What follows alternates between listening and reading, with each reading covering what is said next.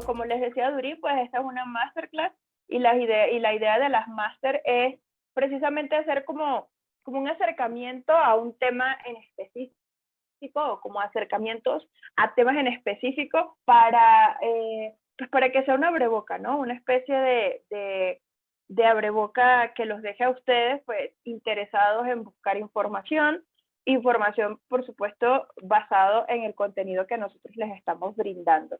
Entonces, bueno, esta ponencia o esta máster que les voy a dar hoy, precisamente el nombre es Feminicidios, tipos de víctimas y una miradita es una cosa súper chiquita a su agresor.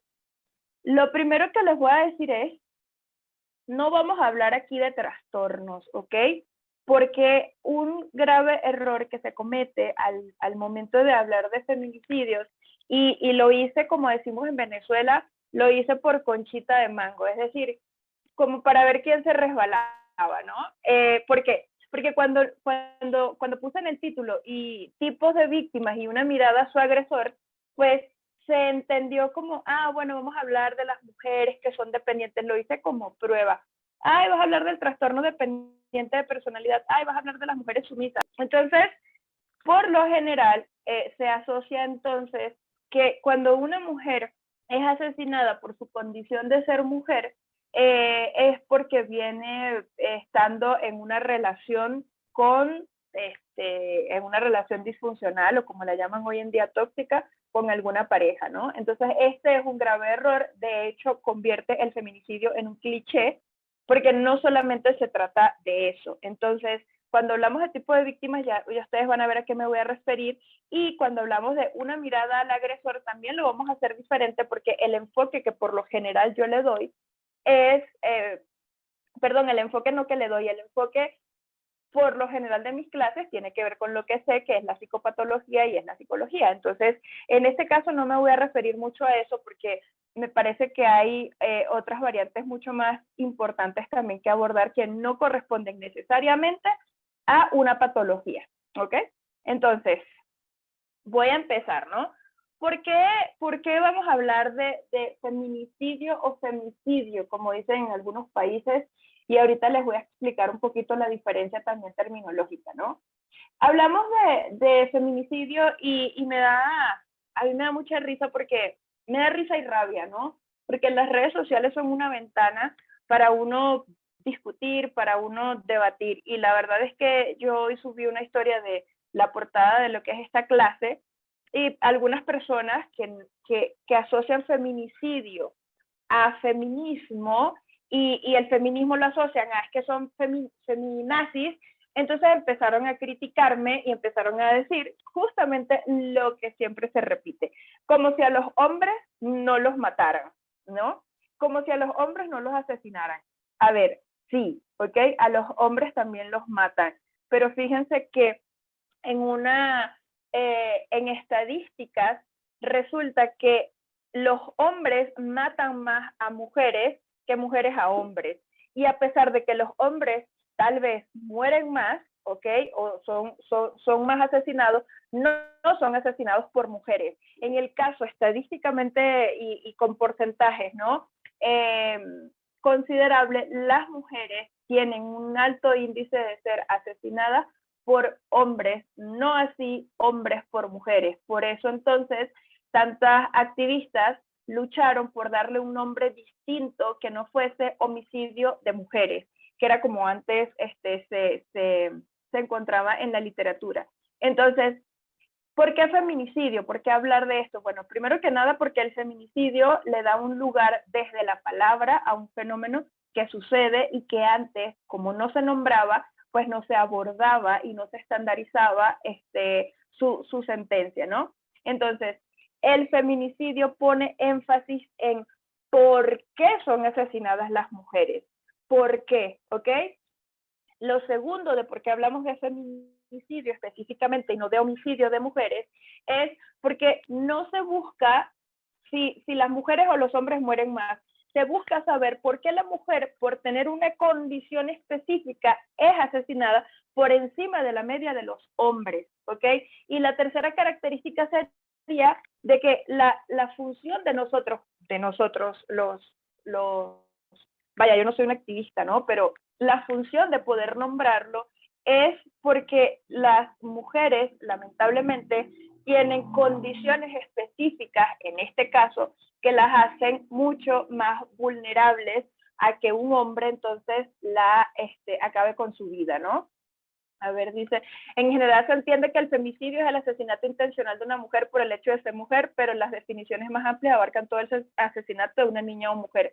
Scarlett, a eso me voy a referir en un momento, no te me adelantes, no te preocupes, en algún punto de la ponencia hablo también de las niñas, ¿ok? Ok, entonces continúo. ¿Cuáles son las características que tiene? Y aquí es donde yo les hago el inciso de... no vamos a hablar de las características psicológicas que tiene una mujer, porque eso sería entonces hablar de otro tipo de trastornos, ¿no? Entonces vamos a hablar, ¿cuáles son las características de una víctima de feminicidio o de femicidio? Bueno, primero que nada, ser mujer, ¿ok? Primero que nada, tienes que ser mujer, ¿no? Segundo, y lo cual es muy triste y pareciera muy obvio, pero imagínate que el hecho de ser quien eres represente una amenaza para otras personas y que el hecho de ser quien eres y que no lo puedes cambiar representa de alguna forma una manera de vivir, ¿no? Entonces, primero que nada, la primera característica pues es ser mujer. Lo segundo es encontrar cuáles son las similitudes que más se repiten, y esto sí es estadístico. Las similitudes que más se han repetido en los casos de feminicidio, sobre todo en Latinoamérica, tienen que ver con la desigualdad social en la cual se encuentran muchas mujeres. Es decir, mujeres que están en la periferia de una sociedad, en las partes marginadas de una sociedad y que no tienen entonces cómo defenderse o cómo alzar la voz. Y lo tercero, entonces, no nos podemos olvidar de 3 factores: la vulnerabilidad social, la vulnerabilidad emocional, económica y racial. Y esto es bien interesante, la parte racial, porque estadísticamente las mujeres que son asesinadas pertenecen o a etnias o no son, como se llama pues en términos raciales, de privilegio, es decir, blanco, europeo, blanco, americano, sino que pertenece entonces a pues otro tipo de condiciones de piel que las hacen entonces propensas a ser pues asesinadas, ¿no? Entonces fíjense que es curioso porque uno pensaría desde la lógica que, bueno, si tú me estás diciendo que nada más el hecho de ser mujer ya hace que alguien me quiera asesinar, pues sí, o sea, como definición general. Pero cuando vamos a las especificaciones nos damos cuenta de que en efecto hay mujeres que tienen estadísticamente, mayor probabilidad de ser asesinadas por un hombre, y que esto sea tu raza o tu posición social o la zona donde vives, me parece que habla muchísimo del privilegio que tenemos muchas otras mujeres y que de repente algunas otras no. Fíjense que cuando se habla de esto hay que ser muy delicados porque van a decir, pero ¿cuál privilegio? Bueno, el solo privilegio de poder tener aplicaciones en tu teléfono que le indiquen a otra persona dónde estás, que le indiquen a otra persona cuál es tu ubicación para que te puedan ubicar en caso de que te secuestren, ¿no? En el caso de la vulnerabilidad que presenta ahorita sobre todo México, Argentina, Guatemala, ¿no? Con las desapariciones forzadas, con los feminicidios también propiamente dicho, es realmente un privilegio que nosotros podamos tener estas clases, que nosotros podamos acceder a estas aplicaciones, porque esto no llega a las periferias de las ciudades, ¿ok? Yo tenía una paciente que ella es criminóloga y trabaja con desapariciones forzadas, y ella vive en una zona bastante retirada, y su proyecto era una zona muy retirada de acá de México, bueno, está de hecho en el Estado de México, en donde no llega este tipo de información y donde las mujeres desaparecidas o asesinadas solo son vistas como mujeres que estaban con un hombre maltratador, cuando la realidad es que no necesariamente el hecho de ser asesinada por tu condición de ser mujer se debe asociar a un crimen pasional, y esto es uno de los errores que se ha cometido a lo largo de la historia y por eso es que ha sido tan difícil nombrar el homicidio de mujeres feminicidio y que se pueda entender, sobre todo en Latinoamérica, porque antiguamente lo llamaban crimen de odio o crimen pasional. No, perdón, ahorita se llama crimen de odio. En el pasado se llamaba crímenes pasionales y solamente se asociaba a que una pareja y que una relación disfuncional incidió, ¿ok? Para que alguien entonces acabara con la vida de una mujer. Entonces, el hecho de nosotros poder acceder a estos mecanismos definitivamente nos hace estar un poco más privilegiados que las personas a las cuales no llega esta información. Y sí es una verdad, y sí es una verdad que tenemos que asumir, a pesar de que en efecto no estamos exentas de que nos ocurra algo, como lo hemos visto últimamente con los casos que se han presentado aquí en México, en Nuevo León, en Jalisco, donde las desapariciones de mujeres y los feminicidios, la verdad es que se incrementaron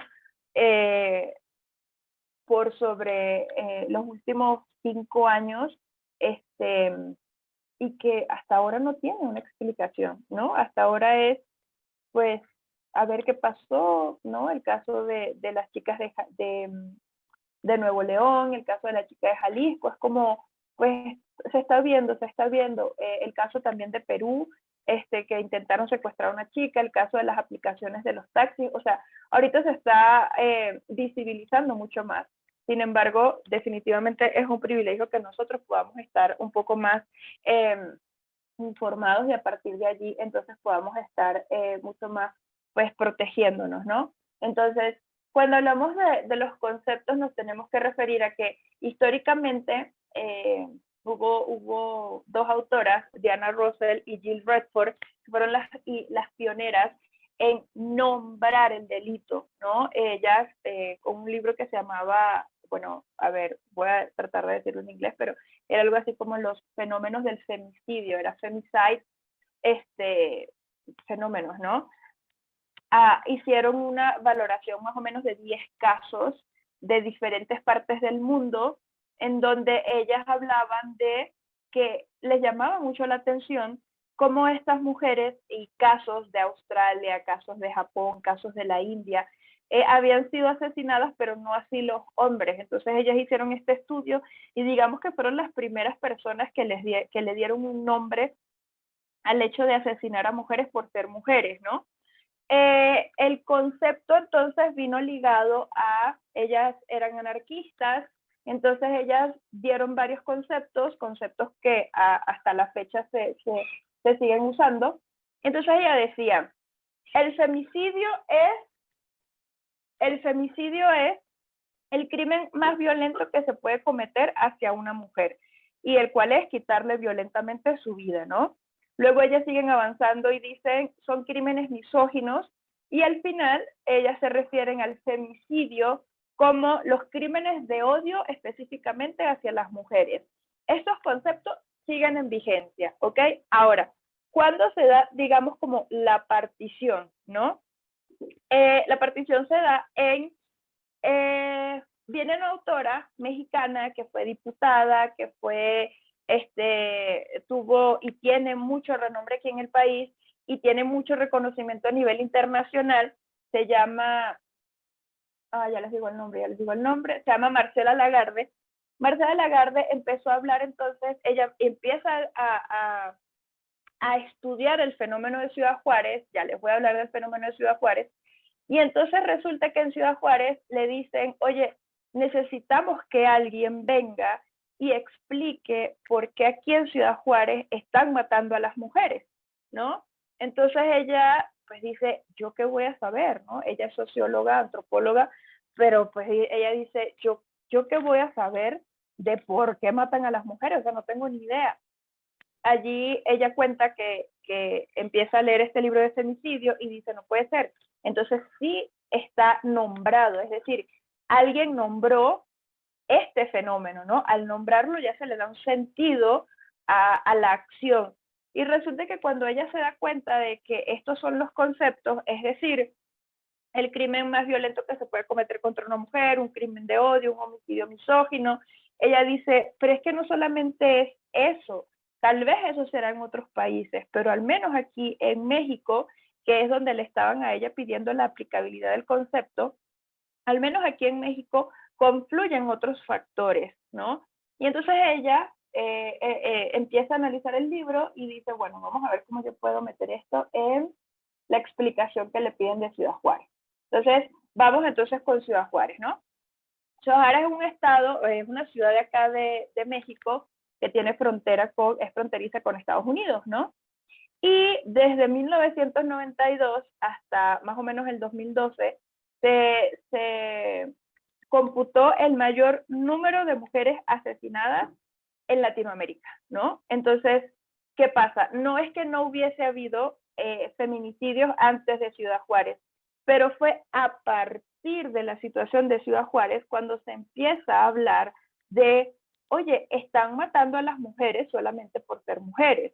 Entonces, en efecto, empieza la lucha de buscar las razones y empieza allí en Ciudad Juárez. Por eso Ciudad Juárez es tan importante a la hora de hablar de feminicidios y es que aquí es donde empieza la partición. ¿Y por qué empieza esa partición?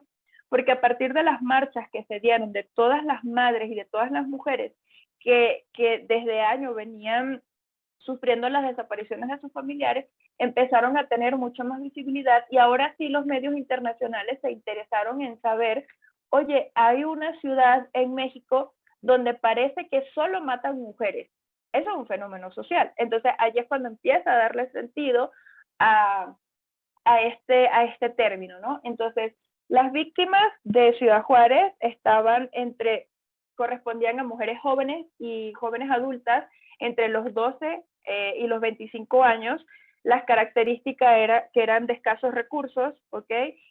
Que habían abandonado sus estudios y que la mayoría había comenzado a trabajar desde temprana edad, ¿no? Entonces estas mujeres con esas características específicas eran buscadas por diferentes grupos, las desaparecían o definitivamente las asesinaban, ¿no? Entonces, o los familiares no volvían a saber más de estas chicas o aparecían sus cuerpos en fosas comunes. Entonces, bueno, se le empieza a dar una función a lo que está ocurriendo en Ciudad Juárez desde el nombre, ¿no? Entonces, bueno, ¿por qué decide Marcela cambiar el nombre de femicidio a feminicidio? Porque ella dice que al menos en México, y a mí me pareció muy interesante porque es así, ella dice, al menos en México, el feminicidio no es solo un homicidio misógino. Ella dice, hay que analizar, ¿ok? El problema como tal, ubicar las causas y proceder a enfrentarlas. Cuando se habla solamente de que es un crimen de odio, se deja el problema hasta allí. Dice, bueno, pues sí, odian a las mujeres, por eso las matan. Entonces ella dice, si esto le vamos a dar una definición, al menos desde la teoría, desde la semántica, vamos a ubicar todos los componentes para proceder entonces con mecanismos defensivos ante esta situación que ahora entonces aqueja a muchísimas ciudades de Latinoamérica, ¿no? Entonces ella dice, bueno, hay que dar una explicación acá y la explicación tiene que ver con, y esto me encantó, ¿no? Y aquí es donde le digo a Scarlett, que ahorita comentó, ella dice, hay que primero analizar, ¿ok? A esta sociedad que le gusta, parece que le gusta o parece que hay un mensaje sobre violentar específicamente a las mujeres, ¿no? Ella acepta, Marcela, acepta todas las definiciones anteriores de las dos autoras que la precedieron. Sin embargo, agregó que estos delitos solo se dan en sociedades donde hay una enorme tolerancia social a la violencia contra las mujeres. Y a mí me pareció demasiado interesante porque eso se parece mucho a esta vida en donde parece que las cosas nos indignan, pero no lo suficiente como para hacer algo. Nos indigna, alzamos la voz, nos quejamos de, ay, pero estas mujeres, ¿para qué queman cosas? Ay, pero es que no se entiende la lucha, son feministas, son feminazis, o qué es lo que son. Entonces, como se pierden en tantas nimiedades, entonces nos convertimos en una sociedad tolerante totalmente al abuso contra las mujeres, a la misoginia, a los malos tratos, a la desigualdad. Y la verdad es que aquí es donde entra en juego las niñas, porque las niñas son usadas entonces desde muy temprana edad, cuando son abusadas sexualmente, cuando son cosificadas, porque una niña, y esto va a sonar un poco rudo, pero una niña vale mucho más, ¿ok? Para la trata de blancas porque tiene menos experiencia, porque hay muchos pedófilos, porque las puedes educar desde temprano, etcétera, etcétera, etcétera. Entonces, una de las niñas que más relevancia le ha dado al movimiento feminista, pero desde ser niña, es Malala, ¿no? A partir de lo que le ocurre, entonces ella le da un contexto distinto y ya no es simplemente hablar de mujeres, ahora también es hablar de las niñas. De hecho, hay un día, ahorita perdónenme, no recuerdo, pero hay un día específico, así como está el 8 de marzo, que es la conmemoración del Día de la Mujer, también hay un día específico en donde se celebra algo así como el derecho que tienen las niñas a una vida libre de violencia, ¿no? Hay una película, chicos, está en Netflix, es un documental slash película, al final de la clase les pongo el nombre, preciosa, pero muy dura, sobre un fenómeno que está ocurriendo ahorita en Guerrero, ¿ok? En donde a las niñas entre 8 y 12 años las secuestran para dedicarlas al negocio de la trata de blanca. Y la película muestra cómo las niñas, cómo las madres le cortan el cabello a las niñas para hacerlas. Esto está sucediendo ahorita, ¿ok? No es una historia. Esto está ocurriendo en este momento en Guerrero, acá en la Sierra de Guerrero de México. Entonces, cómo las mamás les tienen que cortar el cabello, cómo las fajan para que no le muestren, para que no tengan, cuando van a buscarlas, pues cuando van a secuestrarlas, cuando no tienen derechos, pues las fajan para que no se den cuenta que son niñas. Y espérenme, chicos, lo que pasa es que me distraigo con los comentarios. A ver, el 25 de noviembre, evitemos usar eso es machismo, así es. Sí, a ver, yo solo nombro aquí el término feminazi porque es un fenómeno que ocurre, ¿no? Y es precisamente una de las formas de opacar la lucha que tienen muchas mujeres y hombres, ¿no? Lo que pasa es que por ahí hay unas, ¿cómo se llama? Unas confusiones en donde muchas mujeres dicen que los hombres no pueden ser feministas, donde otras mujeres le están dando ingreso a los hombres, pero bueno, la cosa es, feminazi es un término que se usa para ridiculizar el movimiento, ¿no? Sin embargo, pues bueno, les hablo déjenme, espérense un momentito. Lo que pasa es que como no tengo presentación, pues estoy viendo para todos lados y solo veo, déjenme ver si veo mejor acá a los partidos, aquí. Ya sí, mejor, porque no me distraigo porque llegan los chats y me distraigo. Ok, así veo como todos las siluetas, porque no hay nadie con la cámara encendida, pero así veo todas las siluetas y no me distraigo con lo que viene. Entonces,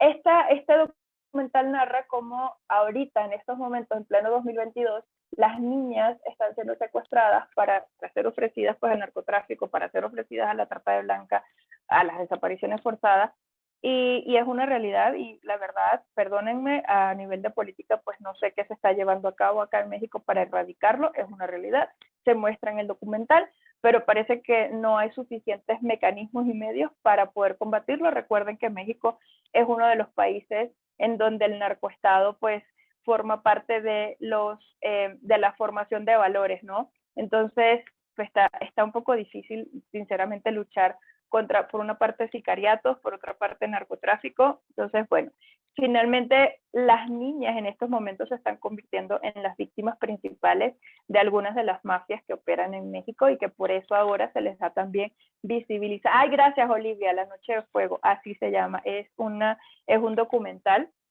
es una película basada en un documental y es preciosa y es muy triste, muy lamentable, pero es real, ¿no? Entonces, finalmente, Cuando Marcela decide cambiar el nombre para presentarlo en Ciudad Juárez y explicar lo que estaba pasando, ella dice, ¿sabes qué? Femicidio se parece demasiado a homicidio, pero simplemente cambiando la raíz inicial y convirtiéndola en justamente el homicidio a mujeres. Y ella dice, y es mucho más, ¿ok? Es mucho más que eso. No es solamente un hecho atroz que se comete hacia una mujer. Tiene que ver todos estos elementos, el Estado, la sociedad y la tolerancia de la sociedad hacia la violencia ejercida hacia mujeres y niñas. Entonces, ahí es cuando ella dice, tiene que haber una diferenciación para que las personas entiendan que no estamos hablando nada más de matar a una mujer porque no es un hombre, que sería como la literalidad de femicidio. Entonces, por eso ella es quien le agrega, al menos aquí en México, esa raíz de feminicidio, porque ella dice, no es solo un crimen de odio, son muchos los factores, los que ya les acabo de mencionar, que inciden en una cultura para que decida asesinar solamente a mujeres, ¿ok? Entonces por allí viene un poco, tal vez los cambios entre los términos y que no solamente es de forma semántica, sino que también lleva un significado, ¿no? Entonces, les decía que todo esto proviene y todo esto se lo debemos, lamentablemente, a lo que ocurrió en Ciudad Juárez y a lo que sigue ocurriendo entonces en estos momentos a lo largo y ancho del país, ¿no? Ahora, ¿qué obtuvimos de Ciudad Juárez? Bueno, primero que nada, se le dio visibilidad a la lucha que tenían en ese momento las mujeres, ¿no? Muchas mujeres salían a manifestar, pero nunca pasaba nada. Las protestas fueron tan constantes que llegaron entonces a escucharse a nivel internacional. Y a partir, y esto es lo más importante entonces que rescatamos de Ciudad Juárez, a partir de todo lo ocurrido en Ciudad Juárez es cuando acá en México se empieza a hablar de feminicidio y es cuando se tipifica a nivel jurídico la figura legal de no es lo mismo matar a un hombre que matar a una mujer. ¿Ok? Entonces, me parece que es importante porque ya le da un lugar y le da un nombre, ¿no? Ahora, ¿quiénes son los hombres que matan a las mujeres, no? Porque hay mucho ahorita hay muchísimo bombardeo de que solamente son los psicópatas, que los narcisistas, que el psicópata tal mató a fulana de tal. Hay una molestia por ahí que yo cargo y tiene que ver con el hecho de que todo en la sociedad que se salga de nuestro margen de explicación lo convierten en una patología. Entonces, al convertirlo en una patología, puedes justificar. Les pongo el ejemplo de lo que sucedió con Johnny Depp y la ex esposa, ¿no? Que Amber Heard, ¿no? Cuando inició el juicio, decían, es que tiene trastorno límite de personalidad, es que es borra, es que tiene trastorno de no sé cuál, es que... Y entonces, cuando tú le pones a una conducta un trastorno, cuando le antepones un trastorno, pues pareciera que es justificable entonces que alguien haga algo. Entonces, por eso hoy no quiero hablar específicamente de si un feminicida tiene o no tiene un trastorno, ¿no? ¿Por qué? Porque eso lo que haría es justificarlo, explicarlo, y la verdad es que en este caso no es nuestra intención. Entonces, las mujeres son asesinadas por sus padres, por sus parejas, por sus jefes y también por extraños. Entonces, la verdad es que estamos bastante, perdónenme la expresión, jodidas, ¿no? Porque yo creo que si hubiese un perfil y dijeras, bueno, es que solamente las mujeres la asesinan los hombres, sus parejas, creo que entonces todas nos cuidaríamos, ¿no? De ciertas parejas específicamente. Creo que si nos dirían, bueno, es que las mujeres solo las asesinan los extraños, creo que entonces tendríamos mucho cuidado solamente de los extraños, ¿no? Y resulta que no. Ay, chicos, yo no sé de verdad qué vamos a hacer. A ver, yo los voy a leer de una vez, porque pues chatean y chatean. La justicia no actúa como tal, es así, Viviana. A ver, si actúa y no actúa. Ahorita te voy a explicar un poquito eso, ¿ok? Te dije que la clase iba a estar movida, te lo dije porque ayer estaban súper intensos. Está el caso de Marisela Escobedo, que se que se visibiliza el feminicidio. El feminicidio se tipifica por uno, el hecho de quitar la vida a una mujer por el simple hecho de pertenecer al género femenino, de los factores sociales, familiares y discriminatorios que la convierten en chico, pero es lo que estoy diciendo, o sea, justamente lo que estoy diciendo. Se tipifica por eso, sin embargo, Marcela, la autora de la que estoy hablando, dice que no es solamente un crimen de odio y tenemos que irnos un poquito más allá, porque decir que es un crimen de odio evita que se puedan hacer planes de políticas, incluso de qué se puede hacer frente a la impunidad, porque hay veces que no es tipificado como un feminicidio, es que no es un feminicidio por esto, es que no es, entonces creo que todavía hay como muchas lagunas y parte de esas lagunas provienen precisamente de que jurídicamente se establece solamente como un crimen de odio. Entonces cuando se analiza que no es por odio, entonces deja de ser feminicidio. Por eso es que esta autora de la que yo les hablo hace tanto énfasis, y a mí me gusta y por eso se las traigo, ¿ok? Marcela Lagarde hace tanto énfasis en que no solamente es un homicidio misógino, ¿ok? Se emplea y se usa muchísimo la tolerancia social hacia niveles muy bajos de violencia, y ustedes no se imaginan cómo yo lo veo en terapia. A ver, les pongo un ejemplo, pero, o sea, de ayer. No es de ayer, ¿no? Pero recientemente. Tengo una paciente de 17 años que a ella no le gusta ponerse brasier, ¿ok? Y las que son mujeres acá y las que somos mujeres sabemos lo incómodo de verdad que es estar con un brasier, ¿ok? Entonces, situación problemática, la joven de 17 años no quiere ponerse brasier porque le molesta, lo cual es perfectamente entendible. La joven de 17 años sale a su casa sin brasier y no pasa nada, o sea, ya salió. El papá de la chica la trae a terapia porque a él le preocupa que su hija pues esté dando un mal mensaje, que a su hija la toquen en la calle, que a su hija le guste mucho gustar porque no usa sostén o brasier. Entonces, ¿qué está haciendo el papá con esa actitud, no? Está sexualizando a la hija, está sexualizando los senos, está sexualizando una conducta que es perfectamente normal, pero que nosotras las mujeres hemos internalizado como es malo andar sin brasier porque me ven. No es malo andar sin brasier, ¿ok?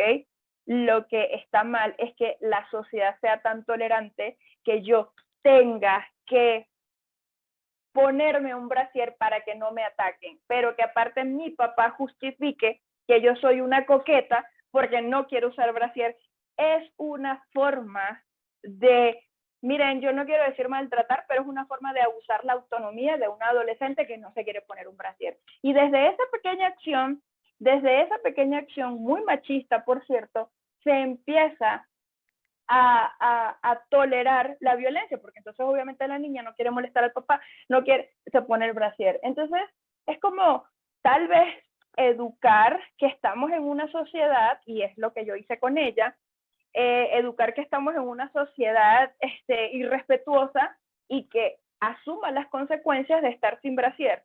¿Por qué? Porque sí van a haber muchas personas que la juzguen, pero pues que ella puede estar sin brasier y eso no la hace ser una coqueta y eso no le da derecho a que la vengan a tocar. Entonces, desde esa pequeña acción empiezan los padres, los representantes, los adultos a sexualizar conductas que no son para nada sexualizables, que no son para nada dañadas y que no tienen nada de malo. Por eso es que cuando Marcela Lagarde dice, es que no solamente se trata de un crimen de odio, se trata de una sociedad que tolera demasiado el crimen sostenido y sistemático hacia una mujer, yo estoy también de acuerdo, ¿ok? Claro que típicamente, jurídicamente, ¿no? Desde esta tipicidad jurídica, solamente lo establece, como lo dice mi compañero por acá, de dos formas, ¿no? Que te maten por ser mujer y bueno, la otra característica que puso allá, ¿no? Pero simplemente son formas distintas de empezar a pensar el delito de feminicidio, porque aparte es muy nuevo, ¿no? Entonces todavía se están haciendo muchas modificaciones, todavía el movimiento sigue tratando de estandarizar qué sí es un crimen de odio y qué no es un crimen de odio, ¿no? Entonces, ¿por qué matan a las mujeres? Pues las razones, ya las sabemos, las razones son porque llegó tarde del trabajo, porque me engañaste, porque me gritaste, porque no me preparaste la comida, por lo que sea, ¿no? Por lo que sea. Ahora bien, ¿cuál es el significado psicológico que tiene esto? La mujer para el hombre feminicida, ¿ok? No es una persona, es igual a posesión. Y al asesinarla, el hombre tiene el control absoluto sobre la vida de esta mujer. Con el silencio de la mujer, él posiciona completamente su poder sobre esta cosa, porque ni siquiera es una mujer. Fíjense que una de las razones por las cuales los delitos de Ciudad Juárez empezaron a hacerse tan visibles y tan analizables es porque no solamente las mataban, sino que fue muy estudiado o ha sido muy estudiado el tratamiento y la forma que le daban a los cuerpos de la mujer. O sea, de hecho hay una autora que habló de los feminicidios de Ciudad Juárez, pero con relación a las formas en las cuales se abusaba sexualmente de sus cuerpos, antes y después de asesinarla. El libro es muy cruel, porque narra cómo por diferentes orificios de los cuerpos de la mujer eran introducidos diferentes objetos y con esto los hombres daban un mensaje muy específico. Esto sucedió en Ciudad Juárez y el mensaje específico era: ni siquiera muerta tienes derecho sobre nada, ¿ok? Entonces, ¿por qué son asesinadas las mujeres? ¿Cómo se llama el libro? Ya te digo. Lo tengo por acá. Se llama los crímenes... Ah, no, espera. Ajá, se llama feminicidio sexual sistémico. ¿Ok? Así se llama, feminicidio sexual sistémico. Y ella hace un análisis de solamente del análisis de los cuerpos de las mujeres. Chicos, al rato les pongo todos los libros, ¿sí? Y las autoras. Es que, a ver, eso está en la presentación, pero como la computadora me falló, pues obviamente yo no me sé los nombres de todas las autoras que nombro acá. Sin embargo, en la presentación está. Entonces, el punto acá es por qué, si ya estaba muerta, tenías que seguir abusando del cuerpo. Y esto también habla mucho de la territorialidad, que lo habló otra estudiosa del caso de Ciudad Juárez, y que hablaba entonces del poder jurisdiccional, ¿no? Que era básicamente otra forma de ejercer violencia, al menos en este tipo de estados, ¿no? Entonces, bueno, las mujeres son asesinadas básicamente porque para el hombre este cuerpo solo es una posesión. Las fuentes que utiliza deben ser verídicas. A ver, chicos, yo no estoy diciendo que no son verídicas. Ustedes se pueden leer los libros de Julia Fragoso, les estoy dando nombres. Julia Fragoso, Marcela Lagarte, les hablé también les acabo de dar el nombre, se llama Feminicidio Sexual Sistémico, ¿ok? Julia M. Fragoso, ¿ok? Y la otra autora por la cual me basé para la clase se llama Rita Laura Segato. No me estoy inventando nada, ¿ok? Entonces, poco de respeto, por favor, ¿ok? O sea, yo acepto todos los comentarios, pero yo no me invento cosas. Si algo lo estoy inventando yo, ténganlo por seguro que yo les hablo siempre un paciente, algo que leí. Nunca he tenido problemas en mencionar mis fuentes y mucho menos en recomendarlas. Y los que ya me han visto en otras clases lo saben, ¿ok? Entonces, ahí está un poco el desarrollo, ¿no? De los temas, de los cambios en los títulos, ¿no? Entonces, chicos, parece que no me escuchan. El nombre de los libros se los pongo al final, por favor, se los pongo al final. No puedo estar respondiendo, ¿ok? Todos los comentarios y seguir dando la clase. No me estoy enojando, ¿ok? No me estoy enojando, estoy dando una explicación basada en una inferencia que hicieron por acá. Las fuentes que utilizas deben ser verídicas. Es una inferencia bastante fuerte porque son verídicas. Entonces, continúo. A ver. El punto de dar una mirada, ¿ok? De dar una mirada, y solo una mirada, porque por eso es el título, al feminicida, tiene que ver con, les dije al inicio, no con hacer un análisis de su estructura de personalidad, porque eso lo podemos hablar después en psicopatología. Sí hay muchos que atraviesan la psicopatía, sí hay muchos que atraviesan el trastorno narcisista, hay muchos que son borderline, hay muchos que son esquizofrénicos, que son psicóticos, hay muchos que han tenido brotes psicóticos y solo han asesinado a una sola mujer. Pero aquí el punto es saber entonces en qué interviene el Estado para formar hombres que maten mujeres, ¿no? Entonces, fíjense, el feminicida tiene una internalización de una masculinidad violenta, de que el ejercicio de la masculinidad solo se ejerce siendo violento. Y estos son conceptos que están muy arraigados, sobre todo en Latinoamérica, en donde el hombre, para sentir que es hombre, tiene que respetar un legado de estas son las conductas que yo voy a tener. ¿Cuáles?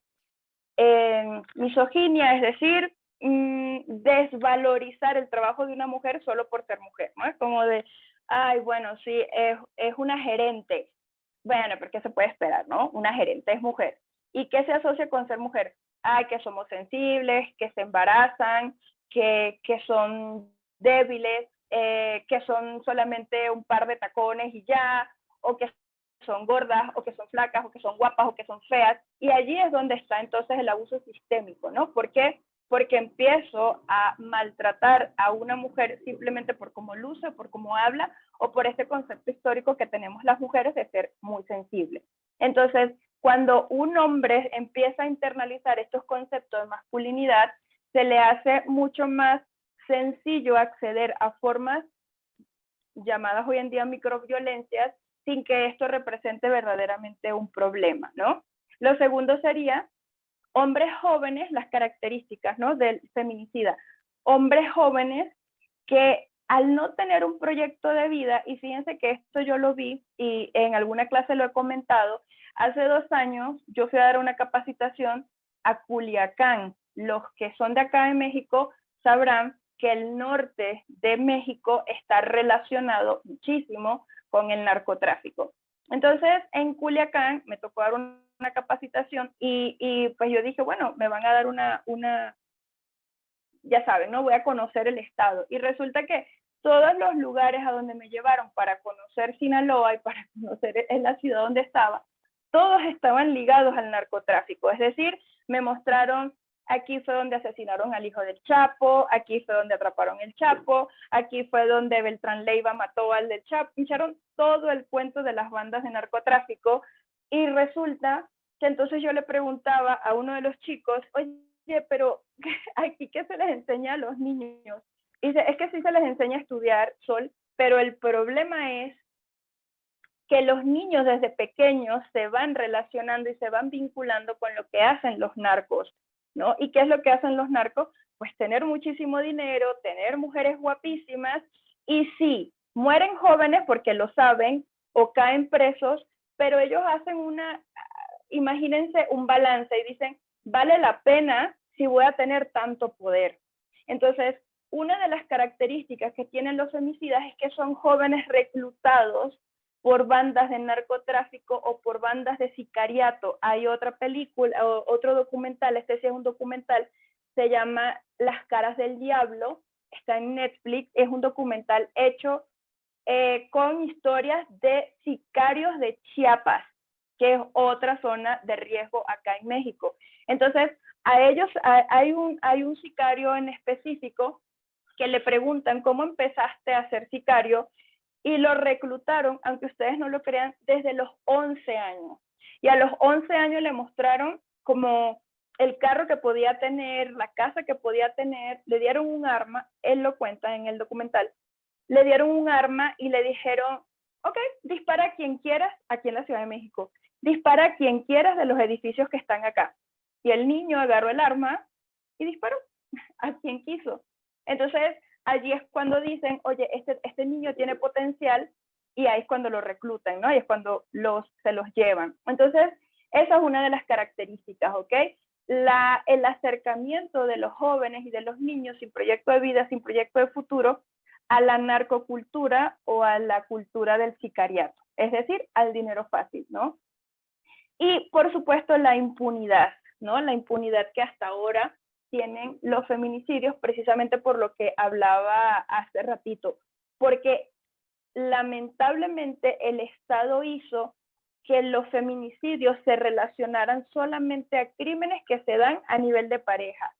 Entonces, al decir que esto es un crimen pasional, es decir, que se generó porque la mujer fue infiel, porque el hombre fue infiel, el Estado dice, es un problema de pareja, esto no tiene nada que ver con nosotros. Y lamentablemente sigue siendo una de las razones por las cuales el Estado y las leyes no se involucran con darle otro renombre o darle muchas más implicaciones al delito de feminicidio. Entonces, eso genera impunidad. ¿Y qué es lo que hace la impunidad? Pues da un mensaje. El mensaje que le da a los hombres es, si tú estás muy enojado, si tu esposa te hizo algo, tú puedes también acceder y pues puede venir una buena defensa y decir que actuaste bajo intenso dolor, bajo una emoción violenta, y entonces allí no se tipifica el delito como feminicidio. Entonces digamos que esas son las tres características no psicológicas, para no entrar en el campo ni psicológico ni psicopatológico, que hasta ahora la teoría ha encontrado estudiando el fenómeno y estudiando a las víctimas, ¿no? Rita Laura Segato, que es una autora que me gusta mucho, ella dice, y no sé, aquí ya ustedes, porque tiene muchas, digamos, tiene muchos detractores, ¿no? Yo se los voy a poner. Ella dice, el feminicida es un hombre herido. Ella dice, el feminicida es un hombre herido. Hay muchas personas que dicen que no, hay muchas personas que dicen que es un monstruo, hay muchas personas que dicen que el hecho de que haya sido lastimado en la infancia, de que haya sido lastimado en su pasado, no le da derecho a acabar con la vida de las mujeres. Pero entonces ella dice, es un hombre herido porque la sociedad, cuando pudo cuidarlo, no lo cuidó, ¿no? Entonces, es una postura interesante de analizar quién es el feminicida más allá de las patologías, porque también recuerden que a ese hombre y a ese varón, pues también lo está criando la sociedad, ¿no? Dice también ella que el feminicida con su acto brinda un mensaje, ¿no? Y un enunciado, ¿no? Entonces ella dice, el feminicidio es un crimen expresivo porque nos da la idea de un mensaje y el mensaje es, si este territorio es mío, quiere decir que las mujeres también son mías. Y es una como muy breve explicación que ella le da a lo ocurrido en Ciudad Juárez, porque finalmente el tema de Ciudad Juárez se convierte en una pelea territorial de diferentes grupos armados en donde los hombres dijeron, oye, si todo esto es nuestro, pues las mujeres también son nuestras. Entonces allí es cuando ella dice, el discurso que le dan estos hombres a los demás hombres es, tenemos el control, ¿no? Los hombres están históricamente mucho más preparados para la guerra desde hace muchísimos años. Hay un libro que se llama La guerra no tiene rostro de mujer. Es un libro muy bueno.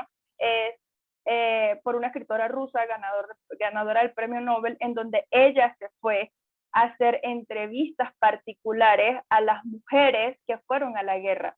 Y es impresionante porque no les daban otro puesto que no fuese de afeitar a los hombres, de hacer la comida. Entonces las mujeres históricamente no estamos hechas para combatir en guerras ni para matar, el hombre sí, ¿no? Entonces ya por ahí el mensaje es, el hombre tiene más poder que la mujer. Y si lo llevamos a especificaciones de estados, de ciudades de Guatemala, ciudades de Honduras, de El Salvador, de Argentina, de acá de México, el mensaje es, Ciudad Juárez le pertenece a tal banda y Culiacán le pertenece a tal banda y Chiapas le pertenece a tal banda. Por ende, también las mujeres de esos estados nos pertenecen. Y no es mentira, ni los mexicanos que están acá me dejarán mentir, el término incluso que se usa para nombrar a las mujeres que forman parte de la vida de los narcotraficantes, ¿no? Las llamadas buchonas. ¿Quiénes son las buchonas? Pues las mujeres a las que un narco tiene derecho incluso hasta de matar. Y que muchas mujeres que se involucran con narcos saben que van a terminar muertas. Díganme ustedes si eso no es un mensaje de el control lo tenemos nosotros hasta de las mujeres. Entonces, esos son como los mensajes que deja el feminicida según la autora y que lamentablemente no se ha hecho nada para erradicarlo. Entonces, finalmente, el feminicidio, dicen y concluyen todas, en que es un crimen que está vinculado al poder. Y ella dice, la mujer después de ser asesinada por un hombre sustenta un sistema, ¿no? Y el Estado le otorga una categoría y con ello entonces se desentiende de cómo puede hacer crecer este delito. Se desentiende a través de qué? A través de nombrarlo crimen pasional, ¿no? Entonces, el feminicidio hasta ahora es un crimen vinculado al poder y es un poder que, dice ella, lamentablemente no se termina de descifrar. Y ella dice, precisamente en el estudio de casos, en los nombramientos de nuevos casos, en comunidades como estas, en donde simplemente se habla y se pone sobre la mesa un tema, es donde se empieza entonces a hacerlo más visible, a hacerlo público y a entender que si se tienen que cambiar metodologías, estandarizaciones, políticas públicas, se tienen que hacer. Y ella dice, tiene que venir, por supuesto, desde la estructura y desde el lenguaje, ¿no? Entonces, a nivel psicopatológico, cuando hablamos de violencia sexual, se entiende que el violador en realidad no está teniendo un placer sexual de la penetración. El violador está obteniendo placer precisamente de la forma en la que la mujer lucha por preservar su vida. Entonces, cuando se habla de que los crímenes de Juárez tenían un componente también sexual, porque no solamente las mataban, sino que, digamos, obstaculizaban todo su cuerpo, ella decía, aquí el mensaje era claro, y el mensaje es, ni siquiera después de muerta tienes derecho sobre tu cuerpo. ¿Qué más ejercicio de poder enfermo podemos ver ejemplificado en unos delitos tan cruentos como fueron los de Ciudad Juárez, ¿no? Para terminar, diríamos, bueno, ¿y qué sigue, no? O sea, ¿cuáles son como, por ahí yo vi que preguntaron, ¿cuáles aplicaciones? Hay algunas aplicaciones que han surgido desde 2, 3 años para acá, que se encargan de, digamos, de proteger un poco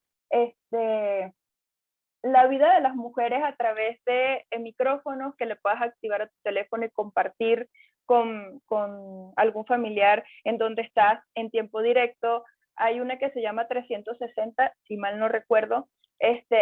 Hace poco compartí una publicación en donde salían como 6 o 7 aplicaciones que le puedes descargar, digo, no todas, ¿no? Que puedes descargar alguna para tu teléfono y compartir exactamente dónde está tu teléfono, qué estás haciendo. Ahorita también hay mucha, digamos, estrategias para nosotras las mujeres para cuidarnos, ¿no? Envía una foto de dónde estás. Yo siempre le digo a mis pacientes, cuando mis pacientes me dicen que van a conocer a alguien por internet, les digo, comparte. O sea, comparte ubicación, comparte incluso los chats, toma capturas de lo que te dicen, porque lamentablemente nosotros tampoco podemos negarnos el tener una vida activa porque esto esté sucediendo. Simplemente podemos blindarnos y podemos encontrar. Pero hay espacios en donde voy a desconectar los audífonos. Están descargando por un momento. Pero hay espacios en donde podemos nosotras blindarnos y uno de esos es compartir lo que estás haciendo, ¿no? Yo sé que es pesado, yo sé que no nos gusta, pero no es una mentira. Y voy a terminar con esto, ¿no? hay una chica en Colombia, una chica de 16 años, que estuvo muy,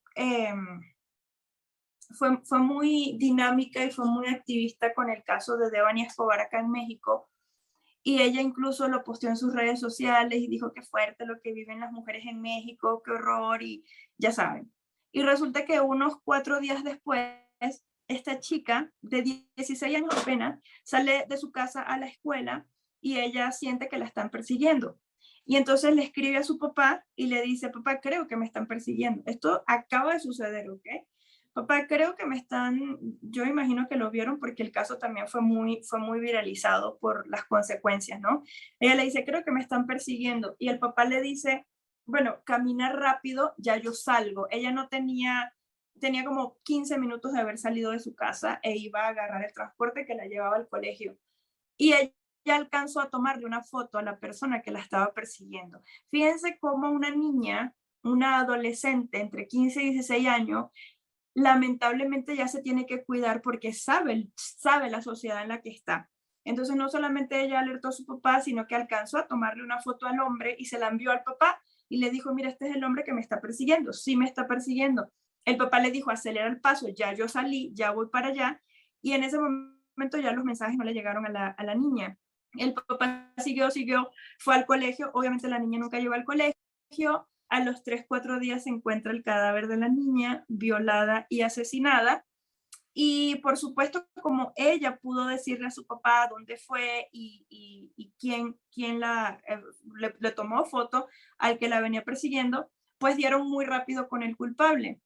Y aquí es donde viene la parte legal que yo siempre digo, entiendo el proceso, ¿ok? Yo no lo cuestiono, pero también entiendo el enojo de las personas. Agarran al hombre y pues ustedes lo saben, inocente hasta que se demuestre lo contrario. Lo sabemos, ¿no? Entonces, pues lo tienen en la policía haciéndole el interrogatorio inicial y para poder procesarlo, ya saben, a través de un proceso que involucra a la fiscalía, pues lo tienen que trasladar a tribunal y pues el papeleo, ¿no? Pues las personas del caserío donde vivía la niña, cuando salió de la comisaría, atacaron el carro policial, toda una turba de enardecida, atacaron el carro, sacaron pues al feminicida y lo mataron, lo lincharon. Con cámaras frente a los policías, no les importó, lo mataron, ¿no? Entonces el caso obviamente se viralizó primero porque era una niña, segundo porque la niña de alguna forma compartía publicaciones sobre tenemos que cuidarnos, todo esto. Tercero, porque tan tenía internalizado que tenía que cuidarse que tomó foto, vio que alguien la perseguía, o sea, hizo todo lo que pudo, ¿no? Y finalmente la sociedad no se aguantó, ¿no? No se aguantó, esto fue en Colombia, el que una niña tenga que pasar por todo eso, ¿no? Bueno, un adolescente. Finalmente, la justicia tiene que actuar porque estamos en un mundo en donde sí hay leyes y pues nada, atraparon a los que quedaron grabados, que participaron en el linchamiento, obviamente se les va a procesar penalmente y así termina la historia, ¿no? Entonces, tampoco esa es la vía, ¿no? Yo comparto el enojo, pero esa tampoco es la vía. Finalmente, son 6, 7 y 8 personas que están siendo actualmente procesadas en Colombia jurídicamente porque no aguantaron la indignación. Entonces, sí entiendo que nos indignemos, pero tal vez hay que darle un espacio mucho más seguro a la indignación, ¿no? Tal vez un espacio como estos, tal vez un espacio en donde podamos ir a barriadas, en donde podamos ir a lugares, en donde podamos repartir información. Y con esto entonces viene esta pregunta siempre que termina después en las clases, ¿qué hacer? ¿Qué hacer? Bueno, es que lamentablemente nosotros no tenemos muchos territorios de alcance, pero dentro de nuestros pequeños territorios poder hacer algo. Con mis pacientes femeninas lo hago, con mis pacientes masculinos lo hago, es decir, a los hombres se los digo, le digo, está siendo machista.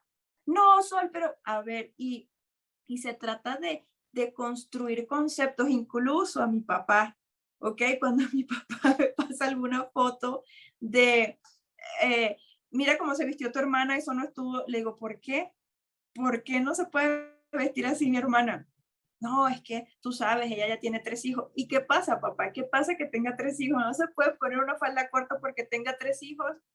Y entonces es un proceso que empieza desde esas pequeñas, digamos, enunciados que tú puedas empezar a deconstruir. Y mi papá, que es abogado y todo, dice, pues sí, la verdad es que no sé por qué es un problema que se ponga una falda. Entonces hay mensajes que nosotros repetimos como sociedad, que no sabemos de dónde vienen y que es importante hacer debate interno con ellos.